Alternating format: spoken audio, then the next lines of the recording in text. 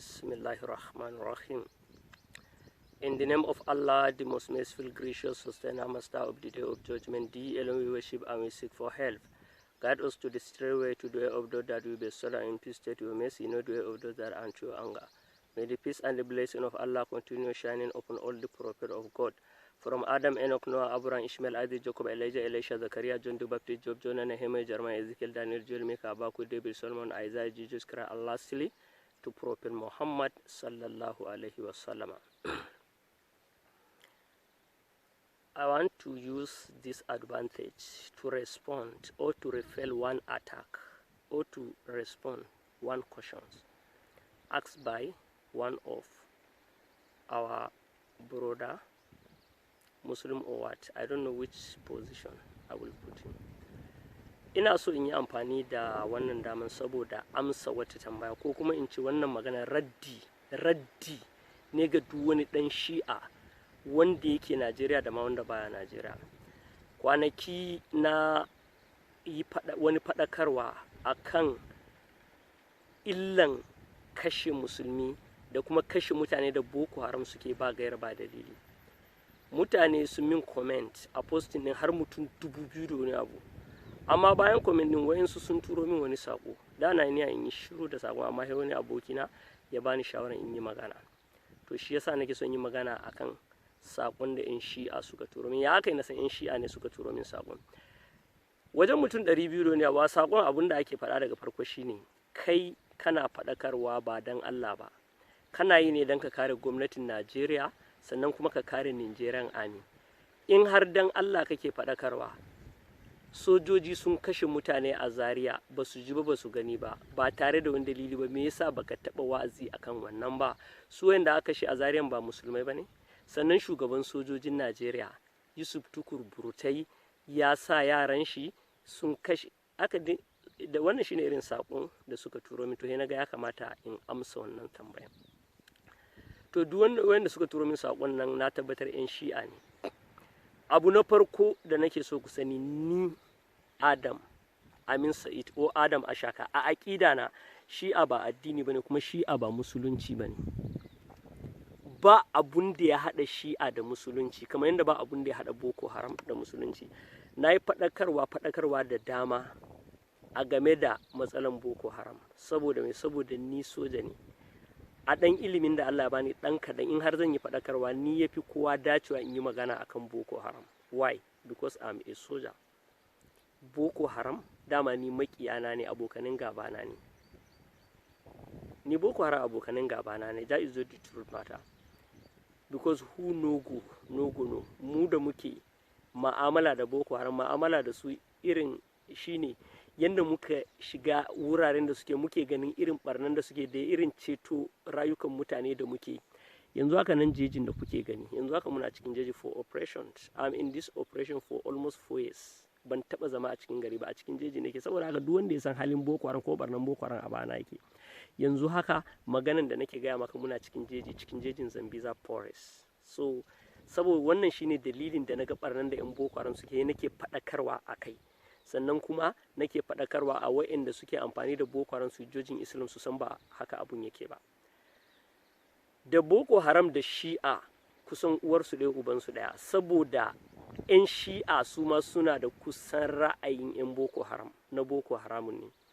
Sannan shi shugaban Boko Haram Muhammad Yusuf, who even generate or establish Boko Haram since from the grassroots, shi Muhammad Yusuf yaron Elzazzaki ne, ya yi karatu a wani Elzazzaki, ko shi Elzazzaki da yana da wannan aƙidan Boko Haram ne.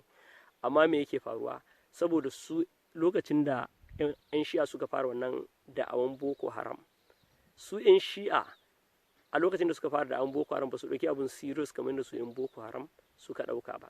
Sannan kuma su 'yan Boko Haram su 'yan Shi'a rashin tsoro, wannan shine dalilin da suka ɗauki makamiya suka fara fito da gwamnati. Amma dama can 'yan Shi'a cikin aƙidan su ba sa yarda da gwamnati, wannan tana ɗaya daga cikin aƙidan su. To abun da nake so na faɗa shine Shi'a ba musulunci bane, ba abun da ya haɗa addinin musulunci da Shi'a. Saboda me ake kira musulunci?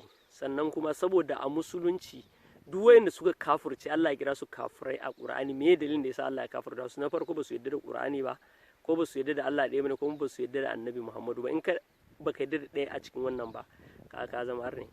Yan shi'a ba su yadda da Qur'ani ba. Bari in ba ku misali. Yan shi'a suna zagin sahabban annabi Muhammad sallallahu alaihi wasallam. Zagin sahabbai karyata Qur'ani ne. Ya ayyuhal ladzina amanu guda 600 da wani abu ne a cikin Qur'ani. Bari in yi amfani da ayoyi biyu ko uku saboda karancin lokaci inda Allah yake magana akan sahabban annabi Muhammad sallallahu alaihi wasallam. A suratul Ali Imran aya na 110 Allah ya ce kuntum khayra ummatin ukhrijat lin-nasi ta'muruna bil ma'ruf. Allah ya ce wa tanhauna 'anil munkar. Allah ya ce me? Allah ya ce wa tu'minuna billah. Su wa'annan sahabban annabi Muhammadu su ne fa Allah yake magana su yace kuntum khayra ummati su ne mafi alkhairin, meaning they are the best among the whole congregation of mankind. They are the best umma among the whole congregation of mankind ever is.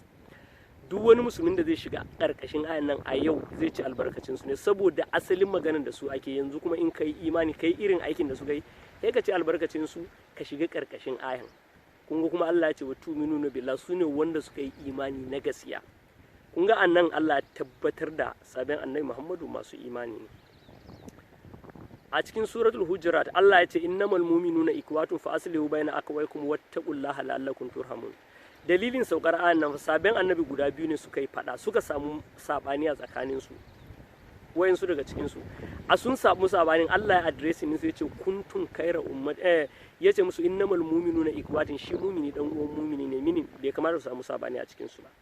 Kaga wannan Allah ya address din su akan su mu'minai ne. A cikin suratul alfat da Allah ya ce Muhammadun Rasulullah, annabi Muhammad manzo Allah ne, ya ce me wallazina ma'ahu, wa'inda suke tare da shi ashidda'u alal kufar, they are very harsh against disbeliever. Ya ce ruhama'u bainahum, sannan kuma they are merciful in between them, meaning they love each other. Kun gani? To kun ga in kuka duba wa'annan ayoyin duk wannan Allah yana ba su shaida mai kyau. Tunda Allah ce Muhammadu Rasulullah wallazina ma'ahu, wa'inda suke tare da shi, suwaye suke tare da shi? Kun ga sahabban shi. Wata aya ta ƙarshe a suratul bayyinat Allah ya ce radiyallahu anhum wa radu an. Zalika liman me liman kai. Kun ga Allah ya ce radiyallahu anhum wa radu, Allah ya yadda da su, su ma sun yadda da shi. Duk wanda ya mutu daga lokacin da aka halicci duniya zuwa yau, in har ba annabi bane, babu wani wanda ya isa a yau ka buga kirji ka ce mishi yana cikin aljanna. Wallahi tallahi baka isa ba. Amma su sabon annabi Muhammad sallallahu alaihi wasallama akwai mutane guda 10 wanda annabi Muhammad sallallahu alaihi wasallam da kanshi ya musu alƙawari bishara da aljanna tun a nan duniya. Su ne al-ashara al-mubashirin bi janna. Annabi Muhammad sallallahu alaihi wasallam ya ce Abubakar Siddiq bi janna, Umar ibn Khattab bi janna, Uthman ibn Affan bi janna, Ali ibn Abi Talib bi janna, Talha ibn Ubaidullah bi janna, Zubairu ibn Awwam bi janna, Abdurrahman ibn Auf bi janna, Sa'adu ibn Abi Waqas bi janna, Sa'id ibn Zaid bi janna, an Abu Ubaida ibn Jarrah. Wayannan su ne mutane 10 tun daga nan duniya annabi Muhammad ya shaida su yan aljanna ne. Waye ne annabi Muhammadu? Sai ga koma suran da Allah ya ce wan najmi iza hawa ma dalla sahibukum wa ma gawa. Ya Allah ya ce me wa ma yantiqu anil hawa in huwa illa wahyun yuha allamahu shadidul quwa. Shi annabi Muhammadu Allah ya ce ma yantiqu anil hawa, baya faɗin suran shi, duk abun daga illahi abun da aka mishi wayi yuha aka ce sannan ya ce. Tunda annabi Muhammadu ya ce yan aljanna ne, kun ga ya tabbata yan aljanna ne. Wata ayan a suratul Maida Allah ya ce ya ayyuhar rasulu, ya kai wannan manzon ballik ma unzila ilayka min rabbika, isar da sakon da muka saukar maka. Wa illan tafal, in baka haka ba fa ma ballakta risalata wallahu ya'simuka minan nas. In baka haka ma baka saukar da me ba, sai Allah ya bada me, Allah kuma ya bada shaidan duk sakon da Allah ya aiko da shi ya saukar. To kun ga wa'annan al-ashara mubashirin bi janna a cikin su in shi'a a cikin su ina ga kusan Aliyu ne kawai in shi'a ba sa zagi. Da kunne na naji al-Zazzaki yana zagin Sayyiduna Abubakar, yana zagin Aisha matar Annabi Muhammad sallallahu alaihi wasallam, wanda Allah ya addressing din su a suratul Azab da su ne uwar mu'mine mata. To kun ga dukkan wa'annan ayoyin da suka yi honorin din sabon Annabi Muhammad, amma in shi'a suna zagin su. Kun ga zagin su da suke ya tabbatar da me, ya tabbatar da kafircin in shi'a. Wannan kafirci ne, saboda a cikin suratul Qalam sai Allah ya ce fazarni wa man yukazzibu bi hazal hadisi sanastadrijuhum min haisu la alamun. Allah ya ce ka bar ni da waɗanda suke karyata Qur'anin nan. Su suke karyata Qur'ani. Allah ya kira mutane a Qur'ani ya ce mutanen kirki ne, kai ka ce mutanen banza ne. Annabi Muhammad sallallahu alaihi wasallam ya kira mutane a Qur'ani ya ce mutanen kirki ne, ku ƴan shi'a ku ce mutanen banza ne. Kuma kun shiga karkashin anan da Allah ke ce fazarni wa man yukazzibu bi hadal hadi. Allah ya ce ka bar da duk wanda yake karyata Qur'ani nan. Allah ya ce mutanen kirki, ku ce mutanen maza. Annabi Muhammad ya ce mutanen kirki, ku ce mutanen maza. Allah ya ce I just grant them a respite for a while. Allah kawai ya mu Allah meaning Allah zai fito musu, zai in ya tashi kama zai kama su ta hanyar da ba su yi tsammani ba.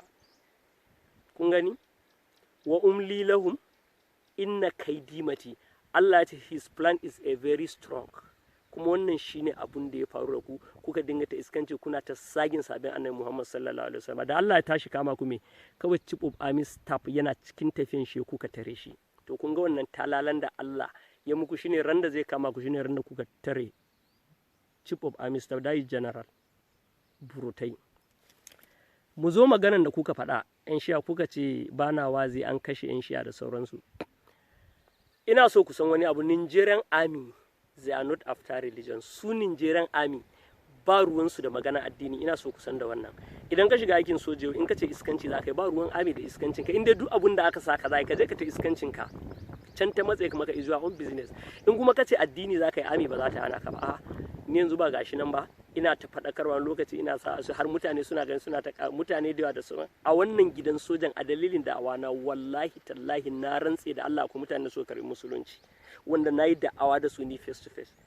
Ina cikin wannan army din nayi debate da ni da mutanen da waɗanda ba musulmi a dalilin wannan debate din waɗansu mutane sun musulunta. To kun ga to su Nigerian army idan kaga dama kai addini, in kaga dama kar kai, su in dai za su ce kai su babu ruwansu da kai. Shi yasa yanzu gashi nan ina ta wa'azi in ta amfani wani lokaci za ku ga social media, za ku ga koda kristoti a cikin cewa suna ta waye ba ruwan army da wannan. Saboda haka abun da nake so in shi'a ku gane, ina so kowaye idan za ku yi adalci me ya faru tsakanin yan shi'a da Lieutenant General Yusuf Tukur Burutai. Chief of Army Staff zai je passing out na 73 regular intake, that is 2015. It's part of army tradition. Chief of Army Staff must attend every passing out parade, neither soldiers passing out or officers passing out, that is in NDA. Even if Chief of Army Staff ba zai yi attend, he must send his representative. Wannan is part of army tradition. General Burutai Chief of Army Staff zai tafi passing out a Zaria, haka kawai kuka zo kuka tare hanya kuka ce ba zai wuce ba. Tunda nake a duniya ban taba ganin rashin kunya da jahilci da dakikanci irin na wanda in shi'a suka yi na tare Chief of Army Staff ba. Ku in har you have got in you to stop or to block a Chief of Army Staff, shugaban duk sojojin Najeriya, ku tare shi ku ce ba zai shiga Zaria ba. To a wani dalili yan shi'a? Na farko ku ba gwamnati bane, wallahi ko sarkin Kaduna ko sarkin Zazzau bai isa hana Chief of Army Staff shiga Zaria ba, ko gwamnan Kaduna billahi lazi bai isa hana shiga Zaria ba. To a wani dalili? Kun ga na farko hanyar nan na gwamnati ne, sannan inda zai je shi bai hana ku yin abu, ku za ku hana shi yan shi'a. Ina so ku yi adalci a abun da ya faru tsakanin yan shi'a da Chief of Army Staff. Chief of Army Staff zai tafi haka kawai kuna muzahara ko ya mutu a ranku. Inda ba ku tare shi ba ruwan shi da ku. Yan ɗarika suna yin maulidi su fito su cika hanya su ta abubuwan su, kun taba ji sojoji sun kashe su, ba ruwan sojoji. Saboda me? Saboda ba su tada zaune tsaye ba. Kiristoci wani lokacin X ma za ku sun fito sun cika titi suna ta abubuwan su, amma kun taba ji sojoji sun kashe su. Saboda me? Saboda ba su taba tada wani rikici ko wani abu. To yanzu yan shi a ran da kun wuce Chief of Army Staff ya wuce shi, ba ruwan shi da ku, ba ruwan shi da ku, amma kuka tare shi ko ce ba zai wuce ba. Colonel jan wuya, Colonel da kanshi ya fito yana ba ku haƙuri, yana haɗa ku da Allah in shi'a ku yi haƙuri su wuce. Duniya ta gani, an yi bidiyo, wallahi tallahi in shi'a ku haƙi. Lieutenant General Yusuf Burutai Chief of Army Staff, billahi lazi ya muku adalci. Duk wanda ya ga wannan bidiyon in zai yi gaskiya kuma zai adalci, ya san wannan ya nuna Burutai wallahi tallahi mutum mai adalci ne, kuma ya yi wa yan shi'a adalci. Yana Chief of Army Staff kuka tsere shi kusan awa ɗaya, bai ba da oda a muku komai ba. Aka kira Elzazzaki a waya, aka gaya mishi ga yaran shi sun tare. Inda ami azzalumai ne za a kira Elzazzaki a waya, aka ce wa Elzazzaki ya muku magana ku matsa. Elzazzaki ya ce shi tunda an fusatar da ku, he can not control you again. wannan shine magana da ya fara. Kuma bata chief of army staff lokaci kusan awa daya, amma saboda irin adalci nashi bai sa a muku komai ba. Colonel ya fito, army spokesman of that time ya fito yana ta baku hakuri, duniya ta gani. Colonel, hai, haba yan shiya, ku dube ni, ku duba wannan fa, wannan igiyan. Shekara na 9 a gidan soja na ma igiya na ɗaya, 2011 NA/66 intake. Wannan shekaran da zamu shiga in Allah ya zan samu igiya ta biyu, but I'm proud of my rank. Ni yanzu am a last corporal. Bayan last corporal ku duba, corporal, sergeant, staff sergeant, warrant officer, master warrant officer, sannan army warrant officer.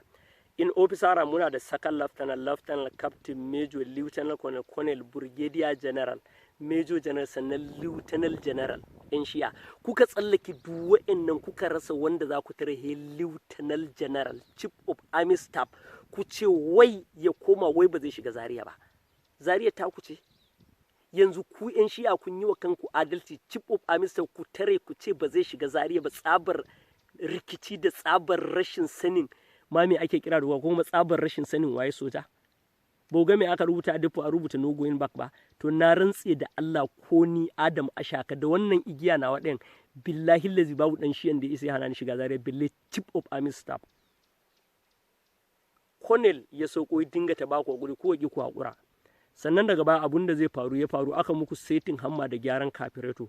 Sannan kuma kuka fara yanzu ba a muku adalci ba, ku ba ku ɗauki makamai ba, sannan kuma sojoji sun ɗau makamai. Ok, to kun san ba ku da makamai, kuka tare sojoji masu makamai, kuka ce ba za su je inda za su je ba. Fasin Audu da je bai muku magana ba, inda ba ku tare bai ku wuce wanku ya wuce wansu.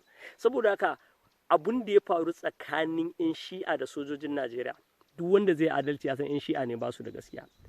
Kuma wallahi bari in ga muku wata magana, billahi lazi 'yan shi'a kun ci sa'a, billahi lazi kun ci sa'a. I'm just telling you the truth, kun ci sa'a.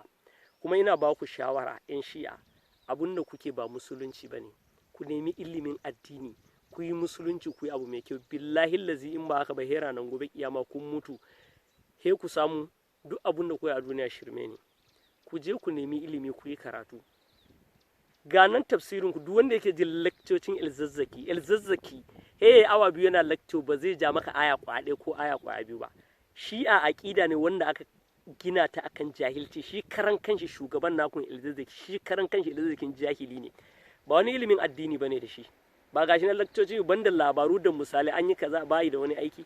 Ga nan tafsirin shi alzazzaki abu baka zaka fito tafsiri wanda ya fassara Qur'ani, ya karanta Qur'ani ya fassara ba. Billahi lazi baka zaka kawo ba. Saboda ga aqidan ku aqida ne kuka gina akan jahilci. Wannan abubuwan da kai ta da rikici da gwamnati da wani waye, wannan duk ba zai kai ku. Wannan ba shi bane musuluncin da Annabi Muhammad ya zo da shi. Addinin musulunci addini ne na zaman lafiya. Kuma rikicin da kuka ja ai dama Allah ya faɗa. Bari in ba ku address don ku san inda an take. A suratul Anfal Allah ya ce wattaqu fitnatan la tusibana allazina zalamu minkum kasa. Allah ya ce ku ji tsoron wata fitinan da idan har kuka tada ita, in ta tashi ba za ta shafi har za ta shafi har wa'anda babu ruwansu. Kun ga shine abin da ya faru.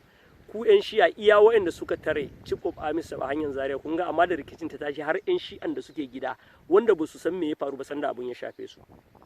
Kun gani, shi yasa musulunci a kowane lokaci, addinin musulunci ba addini bane na rikici. Saboda idan ana zaman lafiya musulunci ya fi ci gaba. Kuma jihadi da ilimi ake jihadi, ana jihadi ne da ilimi. Musulunci ya fi ci gaba in ana jihadi, ana karantarwa, ana wa'azi. Yanzu Sheikh Jafar Mahmud Adam Kano, kai saka ce ba yi jihadi a Najeriya ba? Abubakar Gumi rahimullah, kai saka ce bai jihadi a Najeriya ba? Albani Zaria, kai saka to irin jihadin da suka irin wannan shirmin na ko zo ne? Babu wanda ba namiji ba fa. Billahi lazi, amma mutum yana tunani in ya je lahira me zai samu. I'm just telling you the truth. Saboda haka abin da ya faru tsakanin sojoji da 'yan shi'a ku ne ba